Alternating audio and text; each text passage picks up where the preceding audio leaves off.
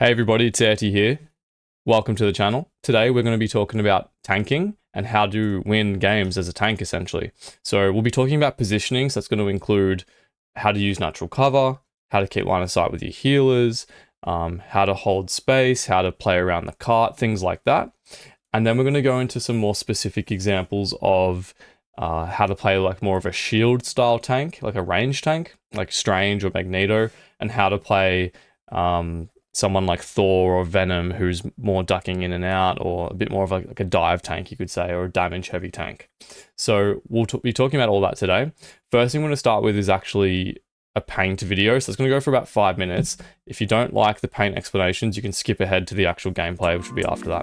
Alrighty, cheers.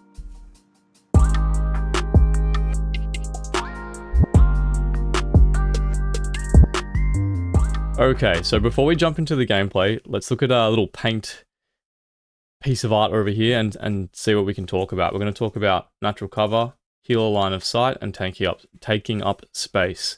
So circles are tanks, triangles are healers, and diamonds are DPS. Doesn't really matter, but that's what I've done. Purple one's you, so you're the purple tank. Okay, so first one's natural cover. So we want to take up, well, obviously the objective is to push the cart forward. We want to take up as much space as we can whilst utilizing natural cover. Now, the reason we want to use natural cover, which in the map it might be, I don't know, something, hold on, maybe it's a little square like that. We want to use natural cover because it means we're not going to take as much damage, but we can still move around. So let's say we're moving up, we can either come around this way, so behind this little pillar, or this way, and depending on who we don't want to take damage from, right? What that does is, if you're taking less damage, it means your healers don't have to put as much pressure, don't have to spend as much time just looking at you healing you, and you can take up essentially less resources of your team. So it means they've got more time to heal the other tank or the other DPS here. So what you might do is, let's say this guy's giving you grief.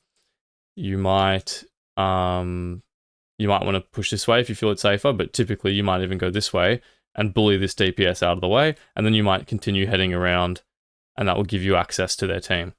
Now, a more simple way is, if we get rid of this square, let's just say it's a simple choke point like this, and you want to play as safe as possible.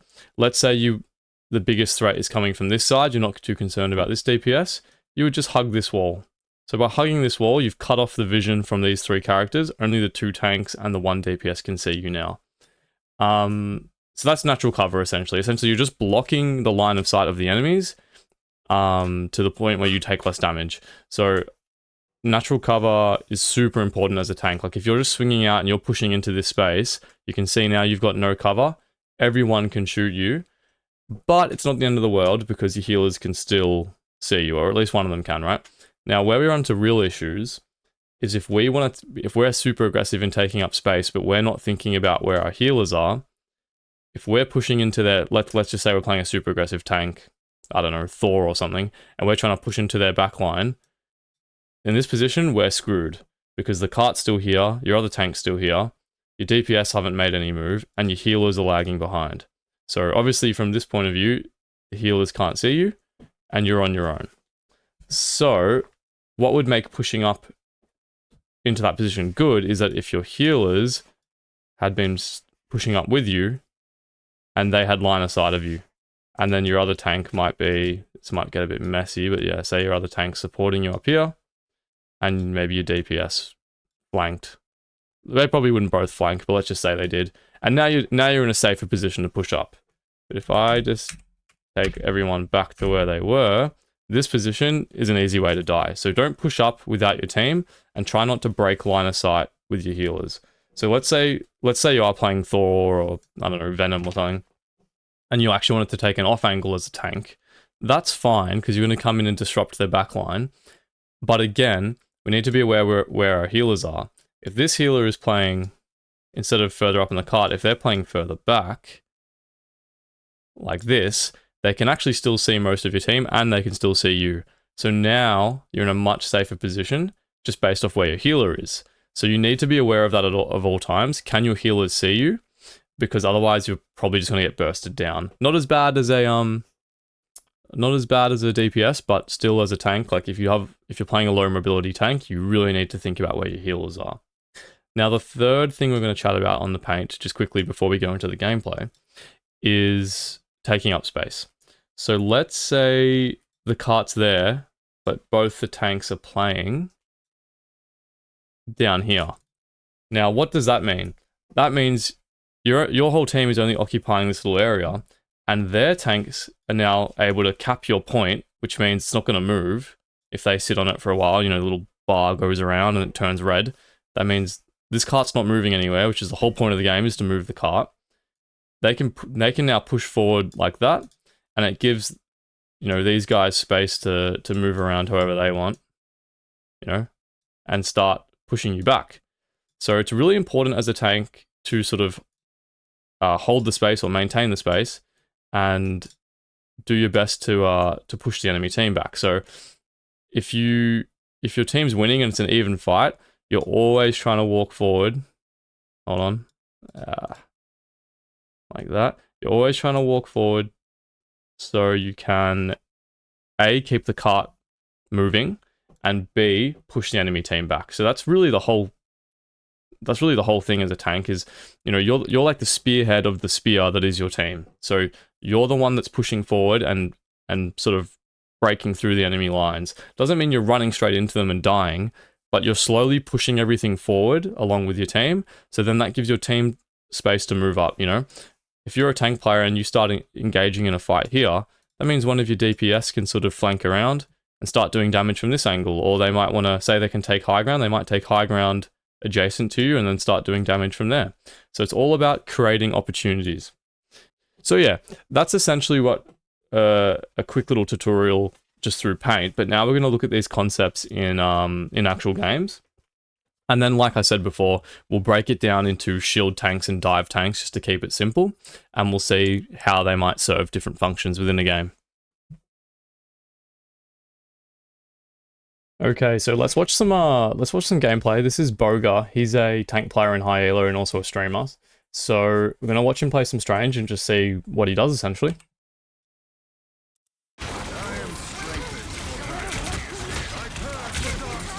So here he's pretty deep in the fight, dealing damage and shielding. Right, so he's playing around that corner there. It's the Bucky, stops him from ulting. You can see how he's weaving in and out of the line of sight there. He's sort of got ducking left and ducking right, using that natural cover to keep himself safe. Doesn't push forward too hard yet, just trying to get some damage. And you'll notice he likes to sort of weave his left click and his right click together, so he'll do damage, then he'll shield. He'll do damage, and he'll shield. But right now he's using the cover of the cart and the wall. Looks like they're losing the fight. He wants to go in for an ult, but they've done a defensive ult, so he's going to hold on to it, I'd say. Yeah. Alright, they're actually in overtime, so I'll skip ahead to when they fight. Okay, so going back into the fight. Everyone's already fighting, so positioning is a bit all over the place. But he's positioning for an ult, actually.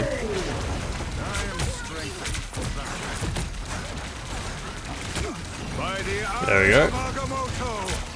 See if we can get a kill. Nice, gets one of the supports. And they wipe them. So it was a quick little gameplay there, but you could see some of the positioning tricks. We'll try and find another clip just to demonstrate, because that was a little bit too fast. Okay, so let's watch how he plays the attack. Oh, they're probably just going to forward win. Alright, so they forward one to the high ground. Keeps his shield up just to block all the damage. Again, sort of playing around the corner. You can see how tanks like to sort of play on these little chokeholds. If he played any further back, then they'd lose space. If you play too far forward, then he'd die.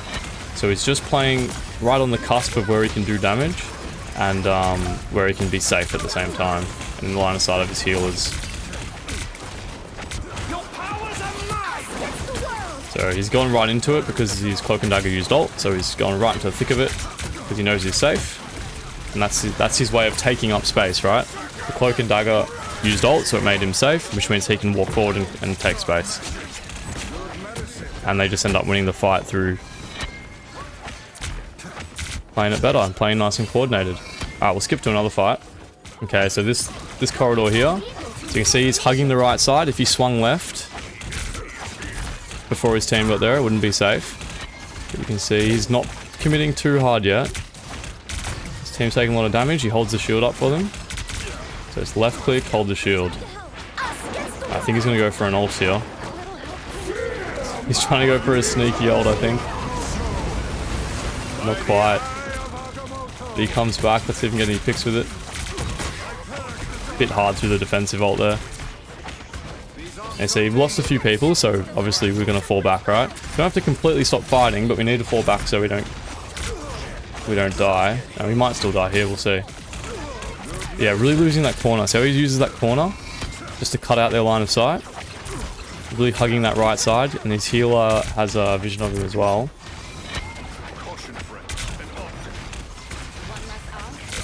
If we jump to the healer point of view, you can see, yeah, the healers are right behind him, so he knows he's safe, right? Okay. So now everyone's back together, so we start to push forward. Take space, take space. Now, a bunch of bloody ults just going off. But he charges up his E, gets a pick. Got another ult. And see, playing around the cart, using the cart as a shield.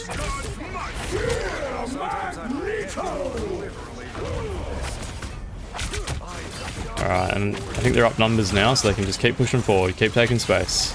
Push them back, push them back.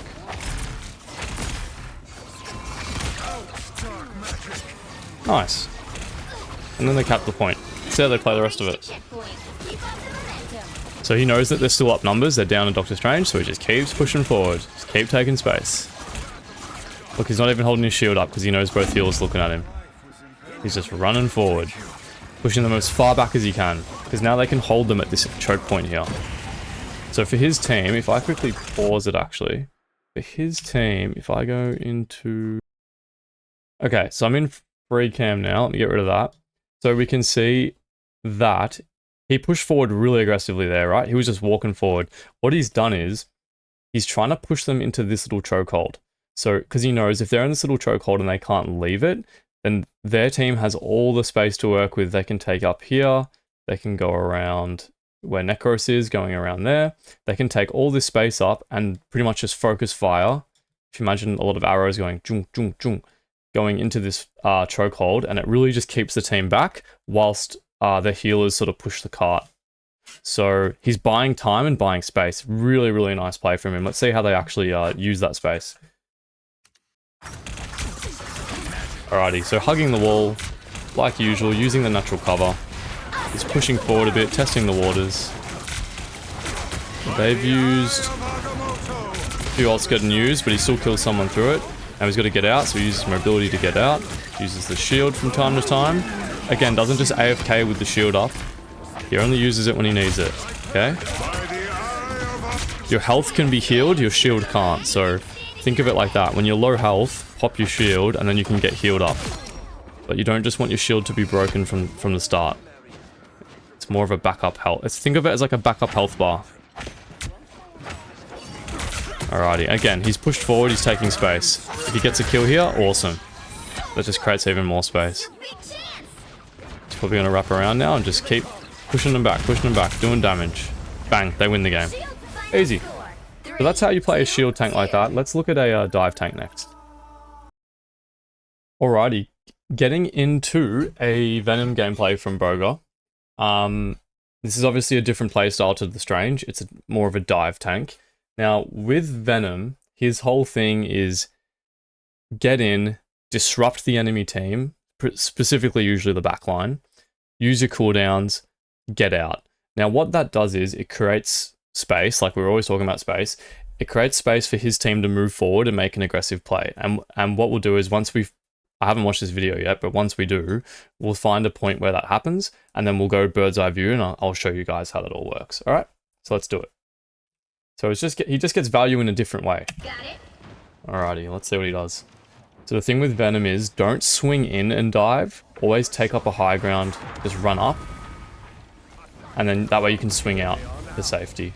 Unless you're versing really bad players where you've got time to use 2 swings. But you see he's positioning himself to get a dive. Go in, use all your cooldowns. Well, not your shield obviously until you're low health. Now use the shield. And then back out. Okay? So that's all you do on Venom, you just rotate your cooldowns. So swing's coming back up. He's gonna probably climb the wall. Or just, yeah, or just poke like that. It's a bit of a tricky space to actually do much with Venom there.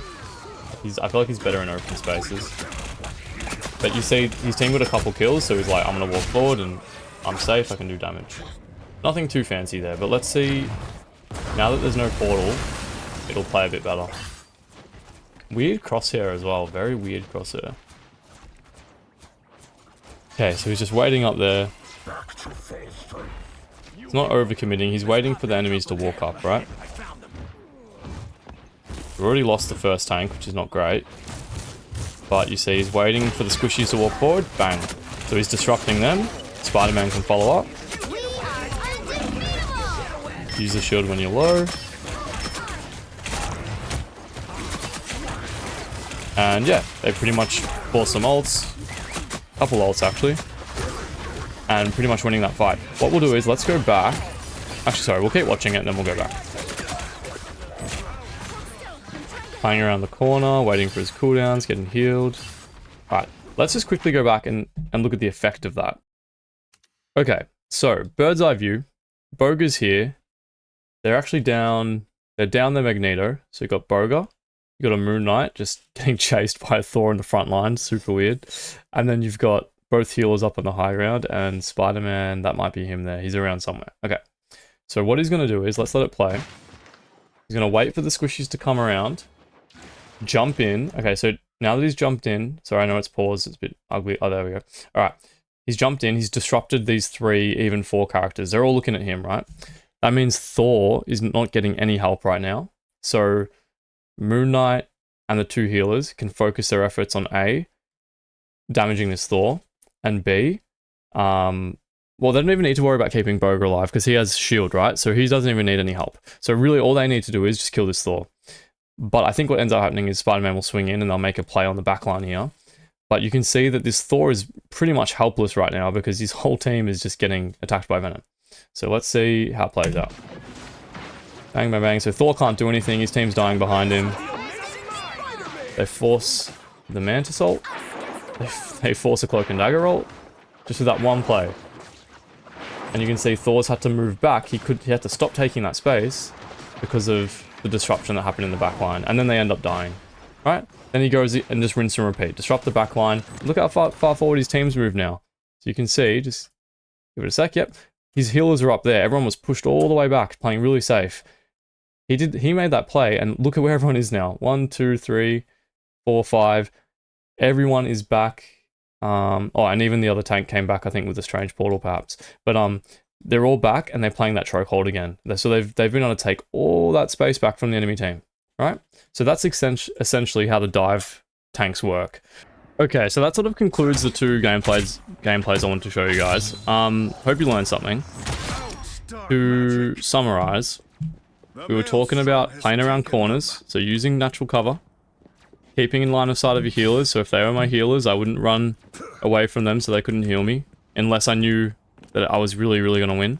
I always make sure I know where they are, and whether they're occupied or not. And also the concept of taking space, so pushing forward when it's safe to do so we can get the cart moving forward. Okay, so those are the main 3 things I wanted to cover, plus a little bit of hero-specific information about shield sort of tanks and Venom as well. Didn't get to cover the other ones because, you know, each tank does play a little bit different, but with those main fundamental sort of skills, you'll be able to climb on any tank. It's just about learning the ins and outs of your character. Yeah, thanks for watching, like and subscribe, and have a good one.